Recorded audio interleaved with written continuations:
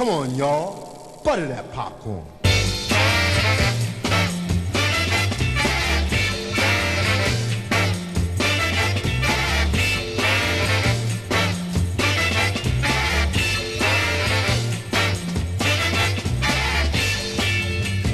It sure looks good. Oh, wow.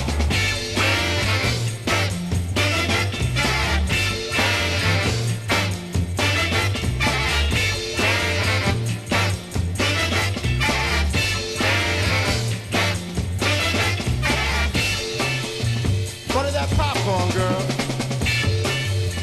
Sure look good.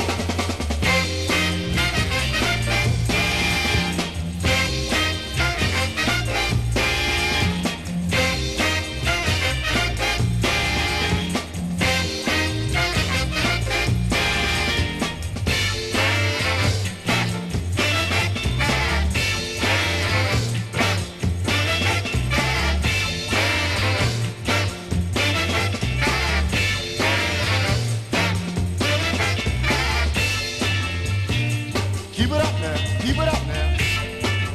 What a groove.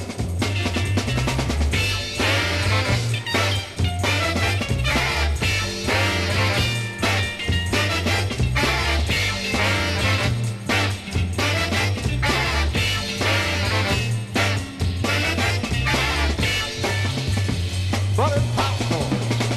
More. I want more.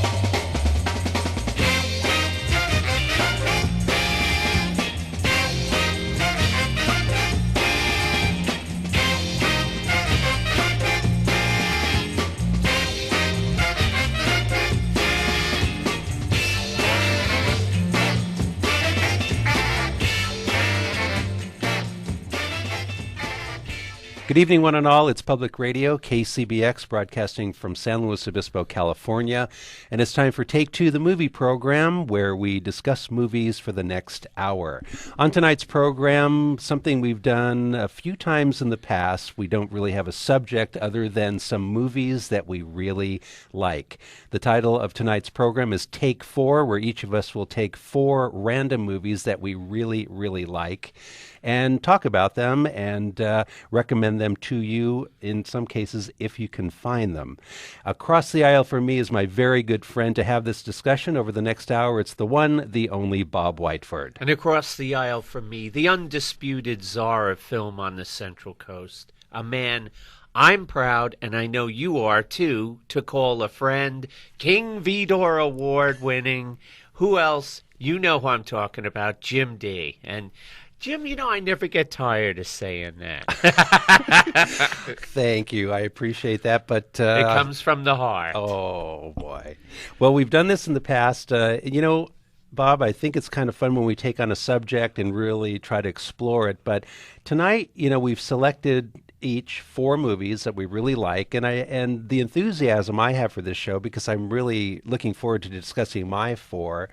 And it's just, we could have incorporated these films into some other shows, but just as one movie at a time, it's really fun to just kind of extrapolate on these four movies each, and it's fun to do. I might just note that these movies aren't necessarily in our top 10. They aren't necessarily great cinema, but they're four movies that each of us really like, and we highly recommend them. It's going to be a lot of fun. Absolutely, Jimmy. It's interesting. My four films, I don't have cable. I don't have a lot of the movie watching acumen, if you will.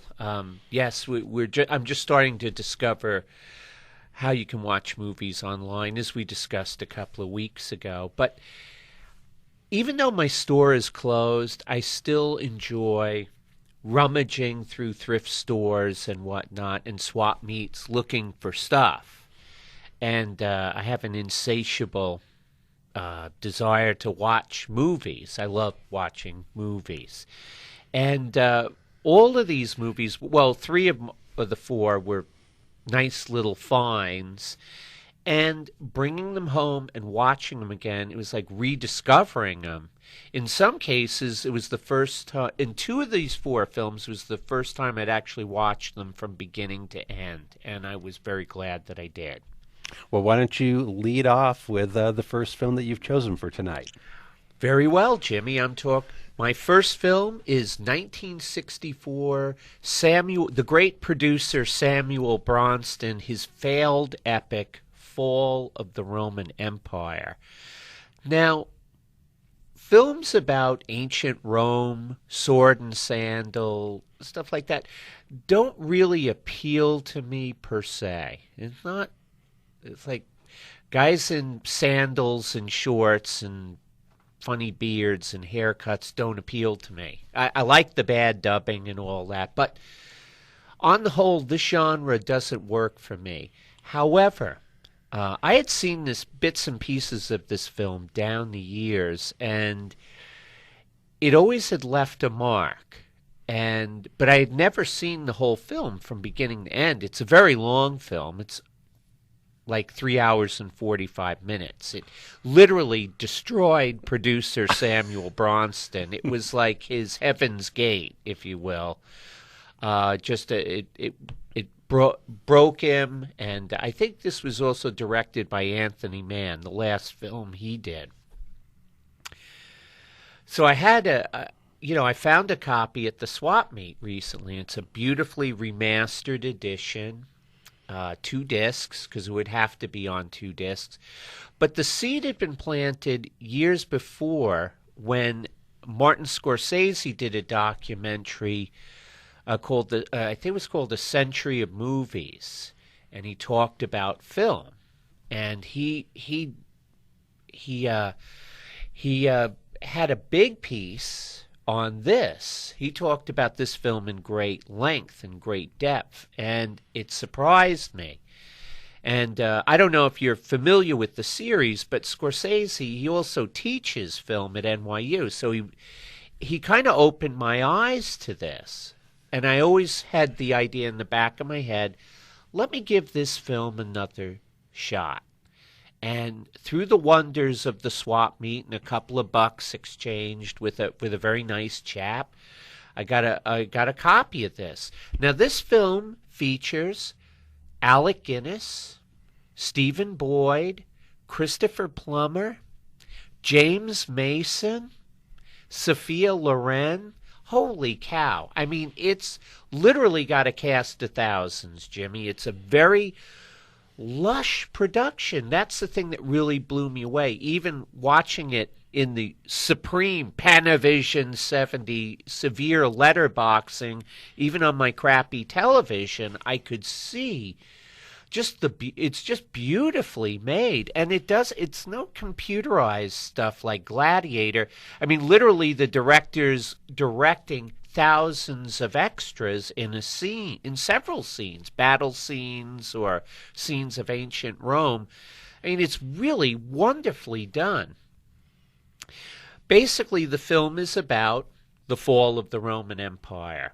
And the preamble leading into the film, I forgot who narrated it, but they have a great voice, and they say there's no one cause for the fall of the Roman Empire or any empire. It's a lot of causes. And that really kind of got my interest right away because, well, for a lot of reasons. So I get into this film, and it's got me from the first scene of the Romans fighting an unsuccessful campaign against the barbarians, who are red-haired Germans, and their leader played by John Ireland, and all the way till 3 hours and 45 minutes later. But there's one scene in the middle of the film where James Mason goes into the cave of the defeated barbarians led by John Ireland, and Caesar, played by Alec Guinness, has made an offer to them. He's like, look, let's stop fighting, join the empire, you'll be equal citizens, because he has an idea that It's the frontiers. Humanity is the final frontier.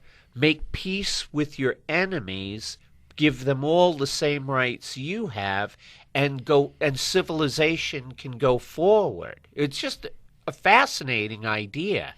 And the enemies are, of course, the barbarians and the Persians. You could read that, or they're now known as Iran, very interestingly enough. So what he's proposing to all of Rome is let's stop fighting them, let's befriend them, let's give them the same rights we have, and let's make civilization move forward. We can make a massive leap ahead. Of course, things don't work out that way. But there's a great scene right in the middle of the film. I'm sorry, I'm getting off on a tangent here, Jimmy, where James Mason, he's like a philosopher, freed slave, and he's Caesar, played by Alec Guinness's like best friend and confidant. He goes into this cave of the captured barbarians and makes an offer for them to be, that they don't have to be killed or crucified or enslaved. If they come out with him, they come out as equals, and they'll just be, part of the Roman Empire, and they'll be citizens with freedom and rights and all this other good stuff, so they don't have to be enemies anymore.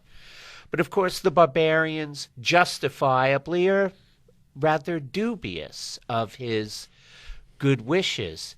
And him and John Ireland have an interesting confrontation in the cave. And I think we need to play that, Jimmy. It's very interesting. This is from Bob's first pick on today's Take 4. This is from the fall of the Roman Empire.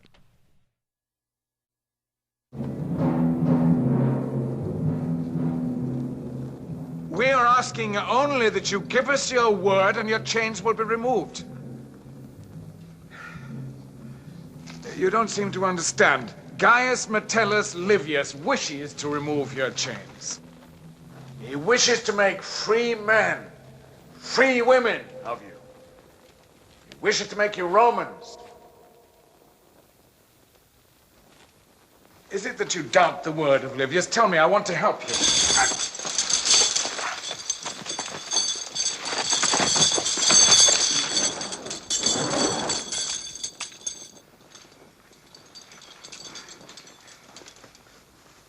This is Wotan, our god of war.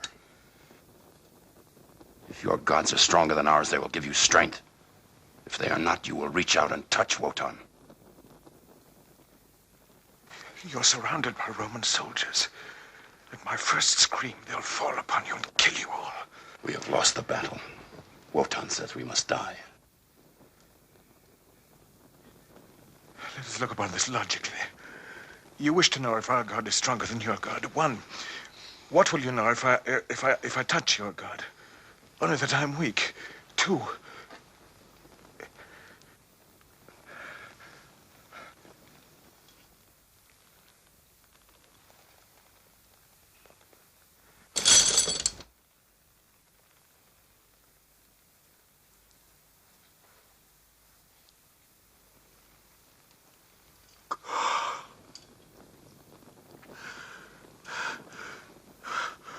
we wish to help you, to free you. If I scream, you'll all die.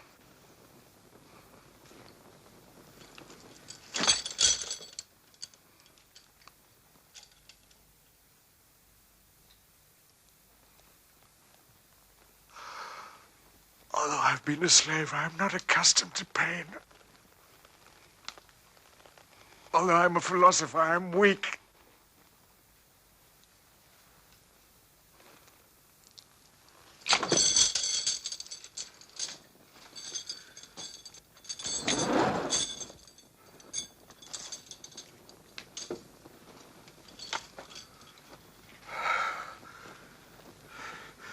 Not worthy of it. Barbarians! Monsters! Animals! And touch Wotan and we will know your gods are weak.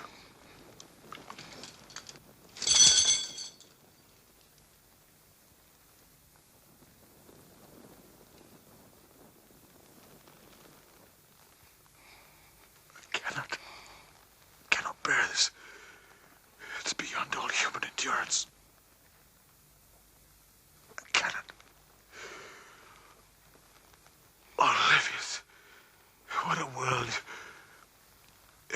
his future rests on such as these.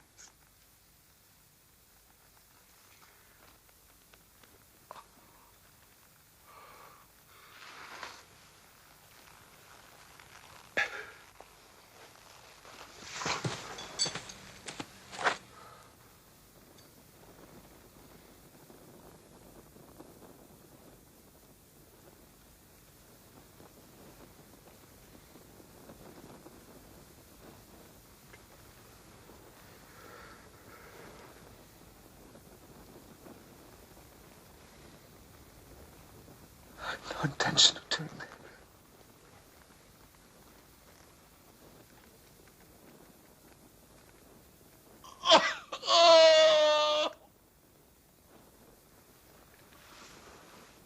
My faith was not strong enough. Faith not strong enough. See, this film touches upon so many things, Jimmy, that that blows my mind. The world is still the same. My God's stronger than your God. Civilized, freedom-loving, forward-thinking man against the barbarian. It seems like we haven't gone very far. And if you see this film, folks, and I really hope you do, this is a wonderful movie, unjustly maligned for decades, including even by myself. And Fall of the Roman Empire, it's really, if you get a chance and you stake out the time to watch this and give it the attention it deserves, it's wonderful. Very good film. So our first film tonight that Bob recommends, Fall of the Roman Empire. My first of 4 films to recommend tonight, I go back to 1967.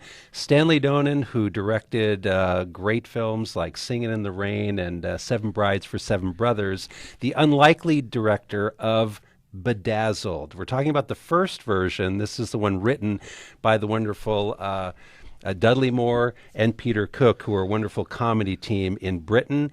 And, you know, Bob, the reason I went to this film is, it's from 1967. I remembered it as being absolutely hilarious. And, you know, this is a very comedic takeoff on making the deal with the devil, you know, the subject of a lot of Twilight Zone episodes and many other films. But the comedic timing and the writing in this film cracked me up, and it held up so well over almost 40 years. And I was laughing out loud watching Bedazzled. Now this has been remade. There's a newer version with Brendan Fraser. I haven't seen it. My daughter says it's actually quite funny. But going back and revisiting the 1967 version of Bedazzled, I thought it held up very well. And I think this is, for me, a comic relief. A lot of the comedies today that I see, there's a lot of bathroom humor. There's a lot of sexual humor.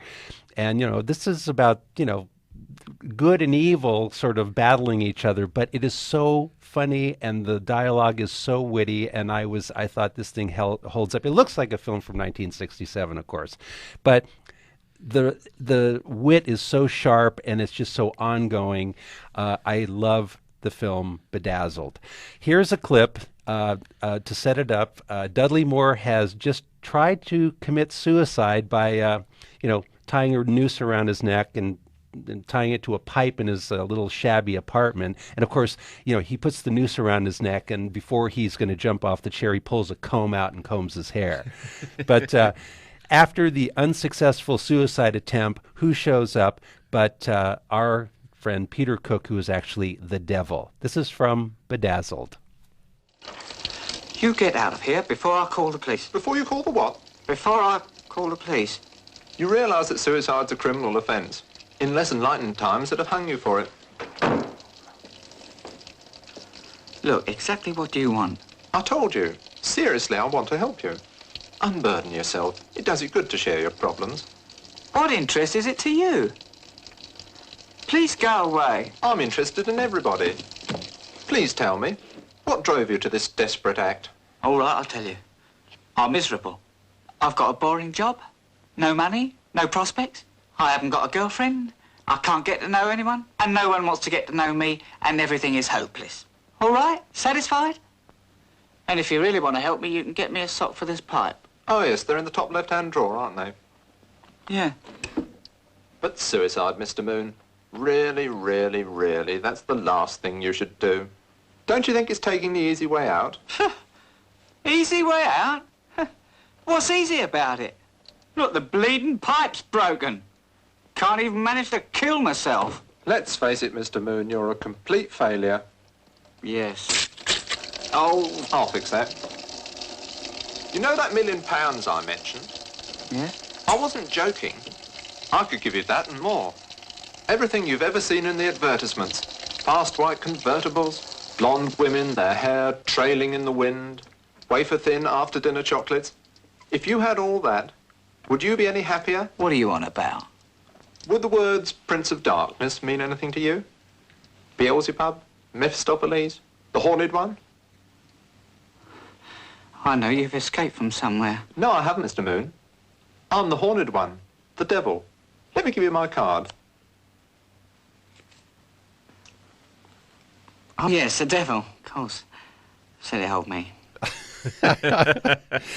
That's a scene from Bedazzled from 1967. The wonderful, extremely witty writing of both Dudley Moore and Peter Cook. Great comedy team. And folks, it holds up very well. It is so funny and blasphemous in a very, very charming way. And seek it out. Check out Bedazzled. I know that you will laugh. That's my number one pick for Take 4. Bob, you're on. My number 2 pick, a film that had been lost for many years until the good people at Criterion got on the ball and released it in a beautiful widescreen Technicolor print. I'm talking about director Nicholas Ray's 1956 cult classic, Bigger Than Life.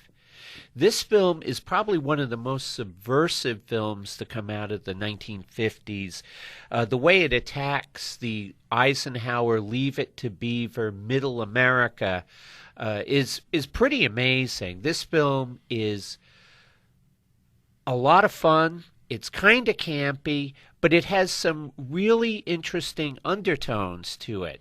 In a way, it's somewhat reminiscent of Nicholas Ray's other film from the same era, Rebel Without a Cause, about just how things look perfect, but they're not really.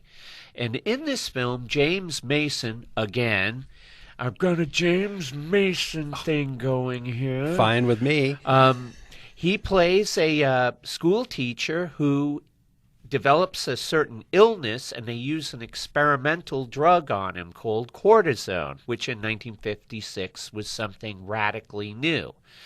What happens is that it changes his personality from a rather affable, likable guy next door school teacher into a psychotic wild man.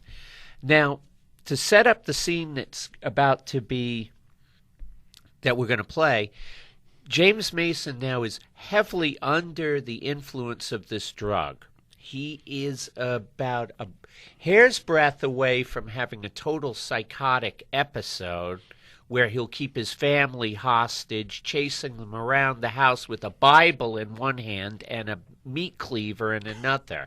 Wonderful stuff. I got to see this. But it's open house night at the school, and he is definitely unhinged. His buddy, the gym coach, played by Walter Matthau, this may be one of his first films, and he's wonderful in this, is definitely concerned about him. But listen to this clip, and then I want to tell you a little bit about the scene after the clip. Think of it, ladies and gentlemen. 100,000 schools like this, from coast to coast. Every year, whole forests are cut down to supply the paper for these grotesque daubs. And we coo over them as though they were Van Goghs or Rembrandts. I'm afraid Mr. Avery hasn't much faith in the unspoiled instincts of childhood. Faith? My dear lady, childhood is a congenital disease, and the purpose of education is to cure it.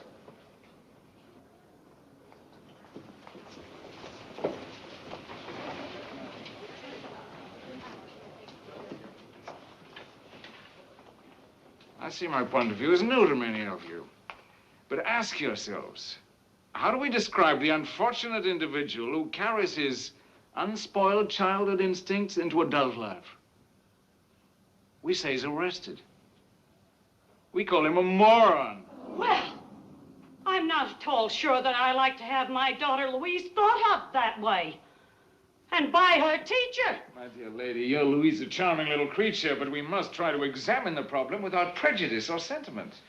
The hard fact remains that your daughter, at her present stage of development, is roughly on an intellectual par with the African gorilla.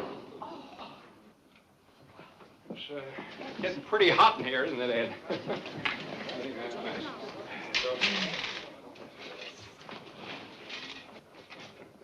Excuse me, sir. She's president of the PTA. Oh, really?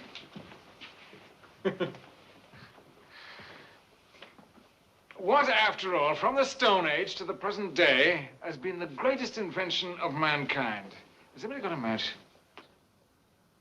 Thank you. Fire. The wheel. Safety pin.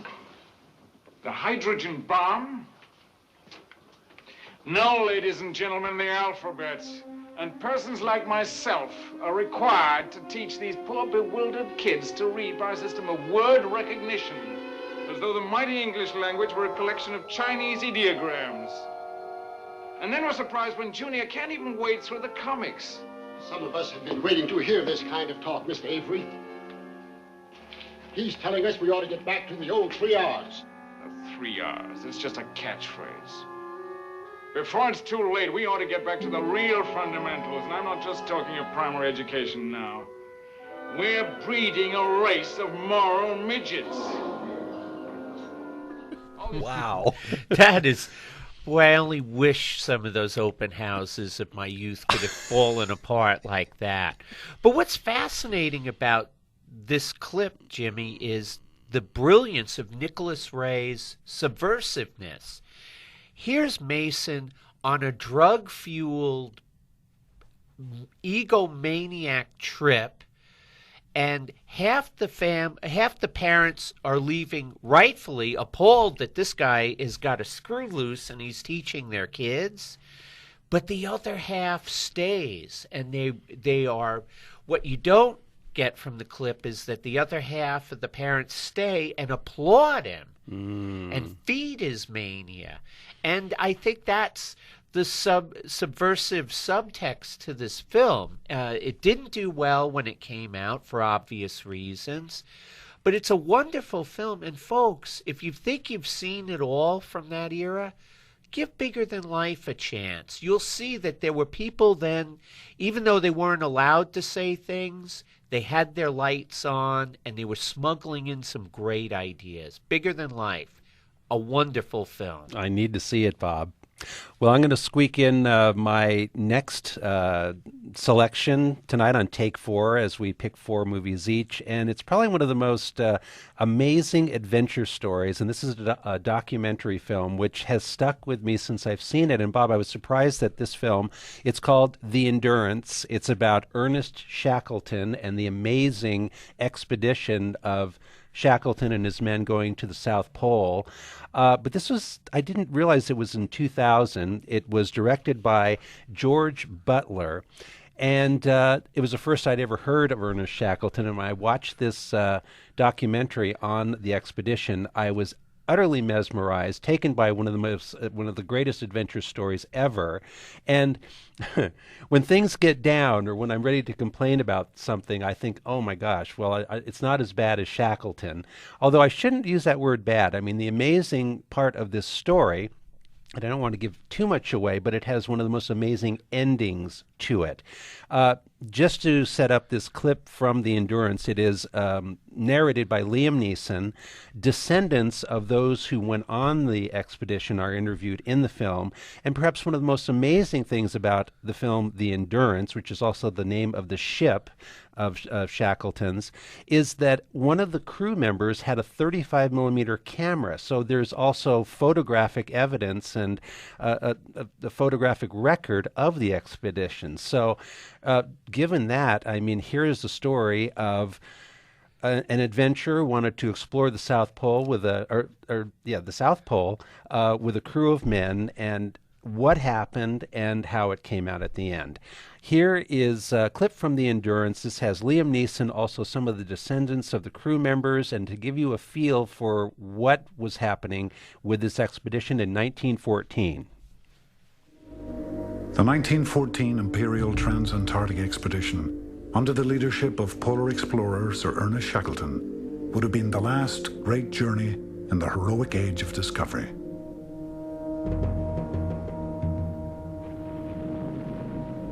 It was a daring scheme. A small party was to cross the Antarctic continent for the first time. According to legend, Shackleton announced the expedition in a now famous advertisement. Men wanted for hazardous journey, small wages, bitter cold, long months of complete darkness, constant danger, safe return doubtful, honor and recognition in case of success. Ernest Shackleton. My grandfather, Colonel Ord Lees, was always looking for an opportunity to do something exceptional, and such an ad would have been catnip to my grandfather. He couldn't resist it. Chippy McNish saw an advertisement in the paper looking for men to go to Antarctica, and he said he might not return. So he went and seen about it and got it. 5,000 men, from sailors to Cambridge-educated scientists, responded. Like Ernest Shackleton himself, they were drawn by hopes of adventure and glory. That's just a snippet from the documentary The Endurance of the amazing Shackleton expedition. And just to tell you a little bit, their boat gets down there to the Antarctic and gets captured by the ice, and the ice absolutely destroys the ship. I will leave it there. You know, Bob, there's one rendition of this story. I believe it's Kenneth Branagh who plays Shackleton, and I haven't seen that. But, folks, this is an amazing record of one of the most amazing adventure stories ever. It's available on DVD. Seek it out, and I assure you, you will never forget about the expedition of Ernest Shackleton. The name of the film is The Endurance. Highly recommended. You're in tune with Take Two, the movie program. Bob and I have picked 4 films each. We've each done 2. Our next half hour, we've got some more great film recommendations for you. Over to the concession stand with popcorn and drinks. We'll be back in a moment.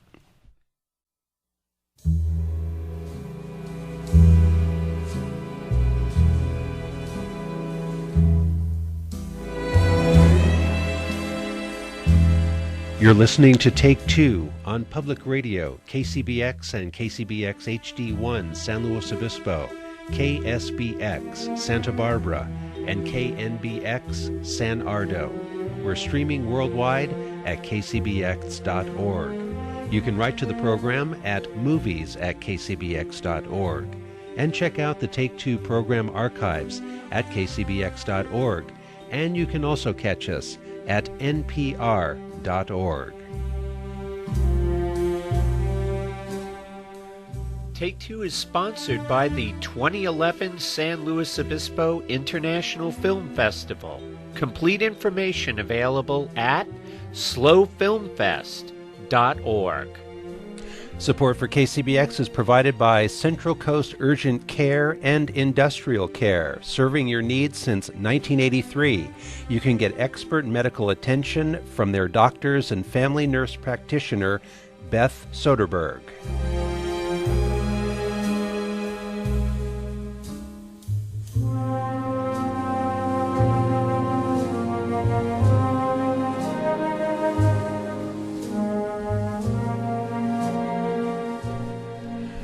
We're back on Take Two, the movie program. My name is Jim Dee. I'm here with my good friend Bob Whiteford, and we're calling tonight's program Take 4. Each of us have taken 4 random movies we'd like to recommend to you. And we're already in 4. We're in number 5. And Bob, you're on. Okay. My third pick is from 1967, like Jim's film Bedazzled. Another film that probably didn't do a lot when it came out, and it's called Reflections in a Golden Eye, based on the novel by Carson McCullers, directed by the great adapter of books to film, John Huston. This stars Marlon Brando in probably one of his most courageous and understated performances. He plays a military officer who is an instructor at a southern military base in the 50s, who is, in fact, a homosexual, but a very severely repressed, closeted homosexual. The object of his affection is played by Robert Forster. We know him from a number of great movies lately. Alligator comes to mind, and Jackie Brown, and he's a wonderful actor. I've always been a big fan of his, and I think this may be his first film. Complicating matters is the fact that Forrester's character has a thing for Brando's wife, who is played by Elizabeth Taylor. Let me just say that the pairing of Brando and Liz Taylor in this movie is terrific. She is all fire and passion, and she just the way she crushes Brando's spirit. It's marvelous, but of course it's all done behind closed doors, very genteelly. You throw in Brian Keith as her lover and Julie Harris as his equally repressed wife in a different way, and you have a fascinating film because you're in an era, the 50s, and a place, an army base in the South, where all these whirlwinds of feelings and passions are tamped down very hard, major lockdown of human desire. And watching the characters work within these constraints, it's just fascinating. The film did not do well upon release. As with, I think, Bigger Than Life, it was a film that was ahead of its time.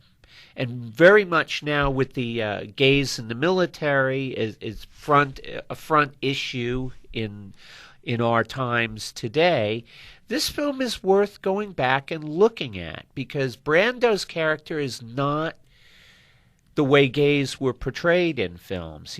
He's clearly conflicted, but it's more human. His failings are human. He's not hysterical or psychotic or anything. He can't be the person he wants to be. And the crushing weight of that is very evident. And in his performance, it's so subtle. The nuances of his performance are wonderful. He underplays it perfectly. So I'm going to set up, here's a scene from Reflections in a Golden Eye. Brando, as Major Weldon, proceeds to come back to his home to find the object of his desire, Robert Forster, has not done the yard work properly, because Robert Forster's got a thing for his wife, played by Liz Taylor, who's hanging out, fumbling around, butchering some party invitations. But check out the dialogue here. It's really interesting. Evening, Lenore. Hi.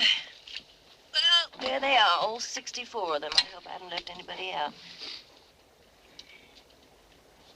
How do you spell cordially? Cordially, C-O-R-D-I-A-L-L-Y. Oh, no! Don't tell me I have to do them all over again. Well, I expect you better. Oh, God.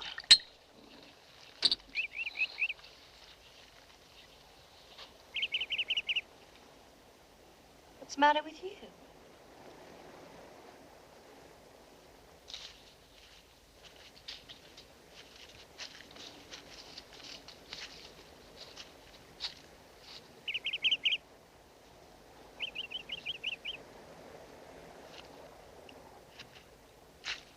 Private, the whole idea was in the big oak tree. The instructions were to clear the ground just to the oak tree. I mean, the way the branches swept down and made a background shutting off the rest of the wood was the whole point. Now it's all ruined. What would the Major like me to do?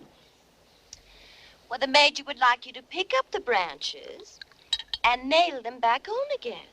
No, just get some leaves here and cover the bare spots where the bush has been removed. Then you can go. Here.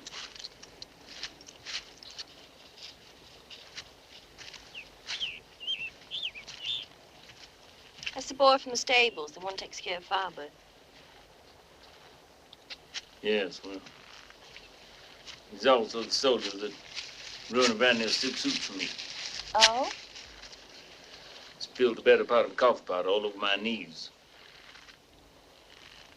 That was 2 years ago, wasn't it? Must be a hell of a lot longer than that before you forget it. I just like clumsiness, willful or otherwise. Well, there's nothing clumsy about the way he handles Firebird. Morris says he's never seen an enlisted man to handle a horse to equal him. Morris would find something like an enlisted man. All right, then. Firebird likes him. Firebird's a horse.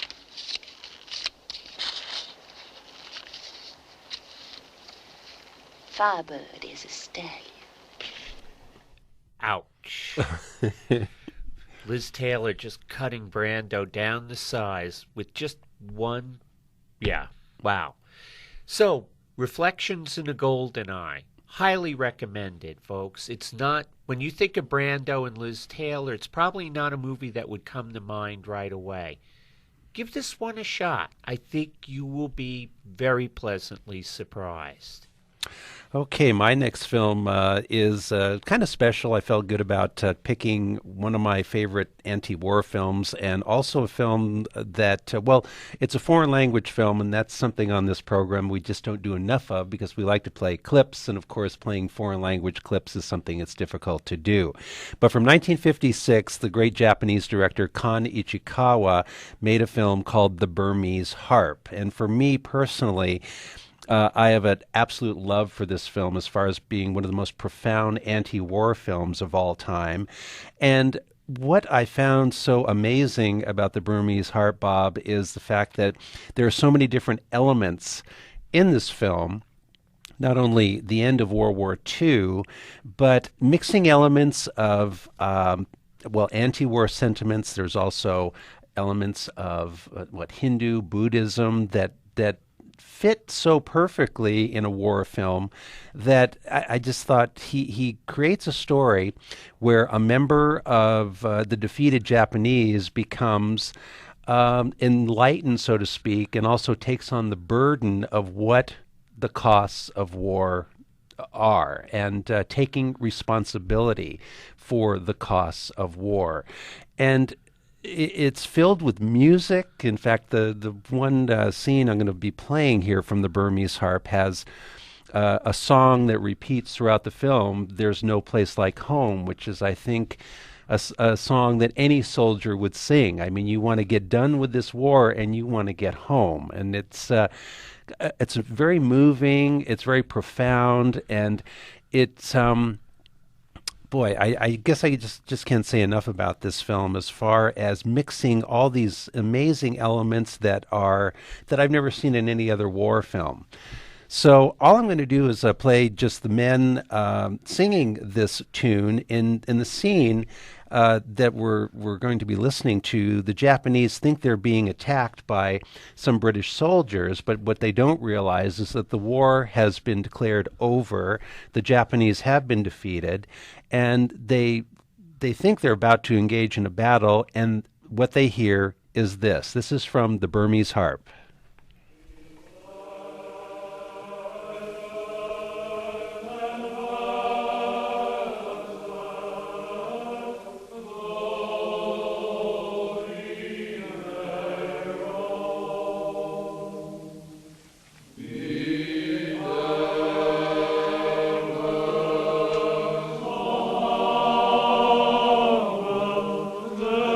Thank you.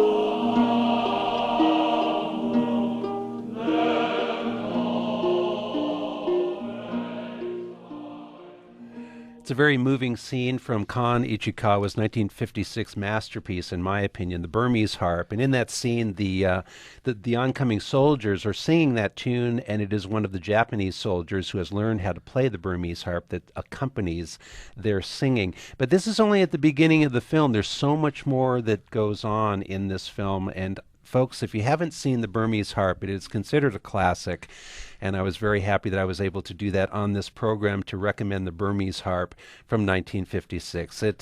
I'm being moved just by listening to that singing right now, but seek it out. I believe it's, Bob, the Criterion folks have restored it. It looks gorgeous. And it's as timely as ever. The fact that we're still at war here in 2010 and looking back on this story that takes place at the end of World War II, it is profound, it's moving, and it is powerful in all of the different themes that go on in the film. So for me, my film number 3 recommendation tonight, The Burmese Harp. Bob? Well, I think I could go along with that one as well, Jimmy. I love The Burmese Harp. Well, my final film is a film that has, for whatever reason, eluded me down the years. I've never been able to watch this film from beginning till end until recently, and I loved it. And I all I could think about was, why did it take so long? And I'm talking about Michael Caine and Mike Hodges, the director, their first collaboration, 1971's Get Carter, one of the greatest British gangster movies ever made. This film really is a tour de force for Michael Caine. You know, he's no shallow womanizer here, no good time Charlie. He's a tough, hard British mobster who will take on anyone and everyone, and literally does, to avenge the death of his brother. This film, unfortunately, was remade not too long ago, which may have sullied its reputation unjustifiably, I must say. This would be the first of a few films that Mike Hodges would make that I would rank very high amongst some of the best films I've ever seen. I'd also include the follow-up that he did with this, with Michael Caine after this, called Pulp. I would also include The Croupier with Clive Owen as one of the greatest films I've ever seen. And he would reteam with Clive Owen again in I'll Sleep When I'm Dead, which I happen to like quite a bit. And I think that also had our man Malcolm McDowell in it as well. Yeah, that's a great one. It certainly is. But Get Carter, this is where it all kind of started. This is a tough movie, and it takes place in working class, I think it's Manchester. It's not London, because Michael Caine's a London mobster, and he's going back to his hometown, which is rough and tumble. And the way Mike Hodges films this, the film, the way it's shot, it's just you go into the pub, and there's some guy, old guy, drinking there, and you notice he's got 6 fingers, and the way he scowls at the camera. People, it's almost like neorealism, Jimmy. It's like he just took the camera and he drops it right into this rather seedy, hard-bitten, rough scrabble world, and Michael Caine just runs amok in it, taking on a number of people. Ian Hendry comes to mind. A bunch of great British character actors bite the dust in this one.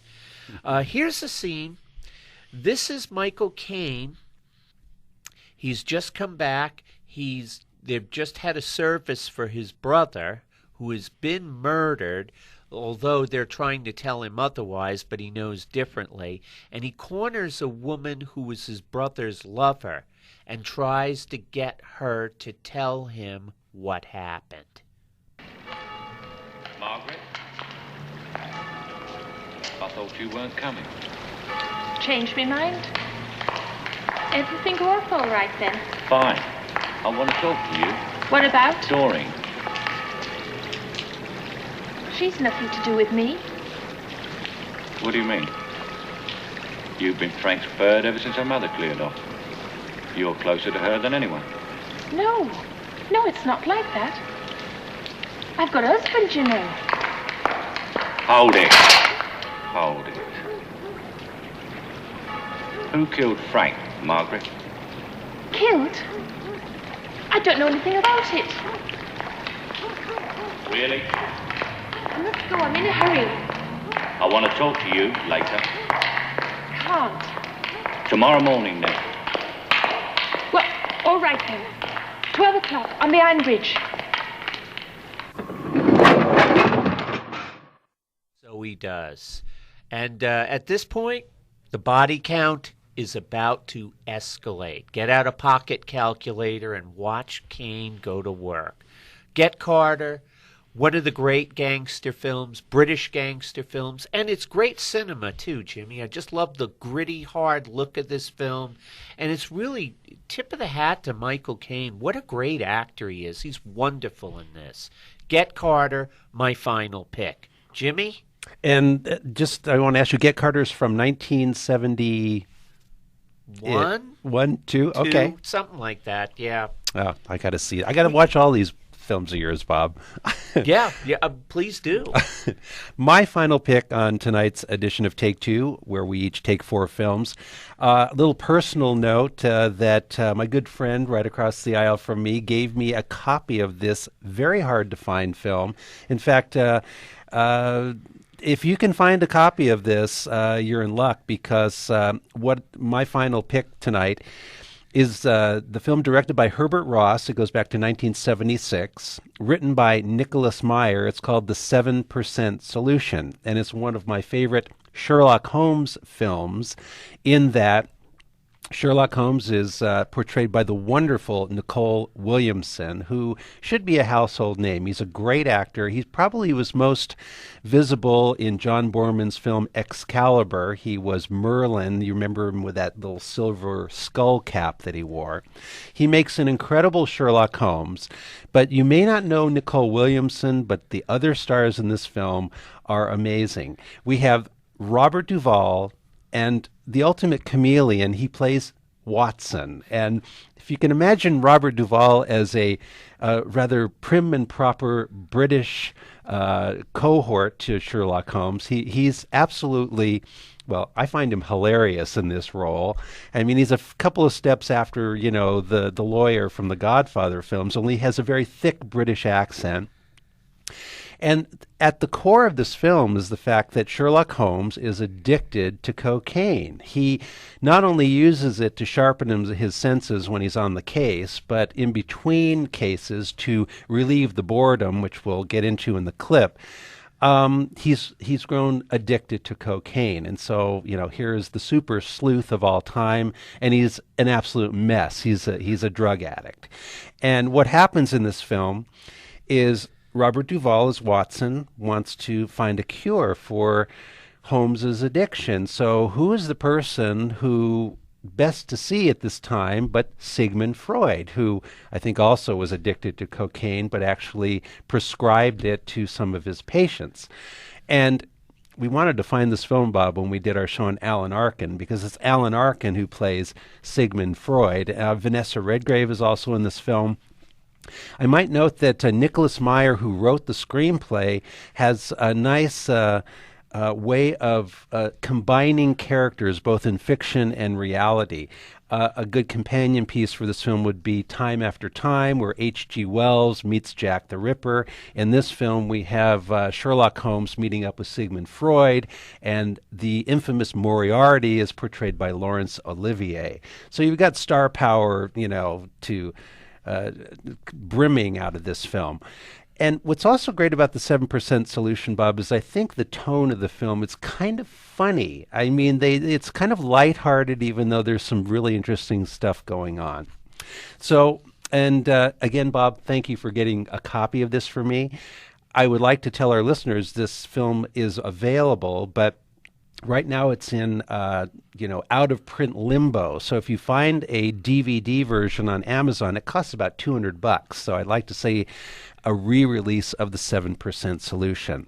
Here is a scene from 7% Solution. It is the prim and proper Robert Duvall as Watson talking to Alan Arkin, who is Sigmund Freud, talking about Sherlock Holmes unfortunate addiction to cocaine. When and where did Herr Holmes begin using cocaine? And do you have any idea why? For as long as I've known him, he's used it. I believe he began by taking it between cases to relieve the ennui, a 7% solution. To relieve the ennui, the boredom? How did you become interested in the drug? It's a sideline of mine, not directly connected with my researches. A friend of mine died last year as a result of its horrible properties. I was partly responsible. I wrote a paper on it afterwards. That's the piece I chanced upon in the Lancet. Yeah. You're mainly involved in research, then? I was trained as a neuropathologist with a background in localized diagnosis, but there is no formal designation for what I am now. I began by mapping the nervous system, but I became interested in charting the mind itself. I'm interested in an area of the brain I call the unconscious. The unconscious? You're an alienist. I am interested in hysterical cases, and I use hypnosis to dig into their unconscious mind where I believe the hysterical symptoms originate. For example, Herr Holmes' dependency on cocaine strikes me as a symptom. Not a hysterical one, I grant you, but nevertheless a symptom, an effect rather than a cause. What makes you say that? Well, it's elementary, my dear fellow.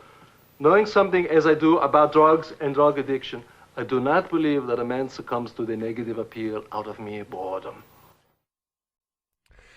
That is a scene from the 7% Solution. Alan Arkin as Sigmund Freud and Robert Duvall as Watson. And again, Nicole Williamson making an incredible Sherlock Holmes.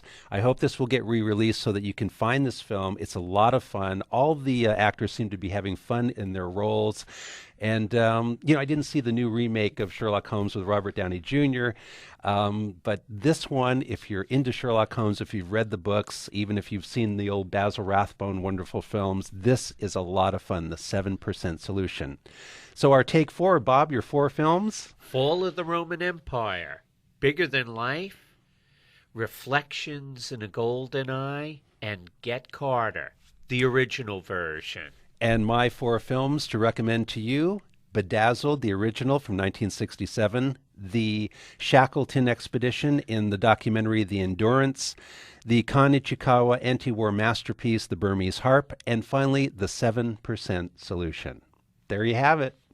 Bob, I love your selections. I have to see all 4 of your movies. And I love your selections too, Jimmy. In fact, I haven't seen The Burmese Harp in a while. I'll have to check that out sometime. This is wonderful. I'm really getting a kick out of this. Our thanks to projectionist Hank in the main control room, or the projectionist room. Thanks for listening to Take 2. We'll be back with another edition next week.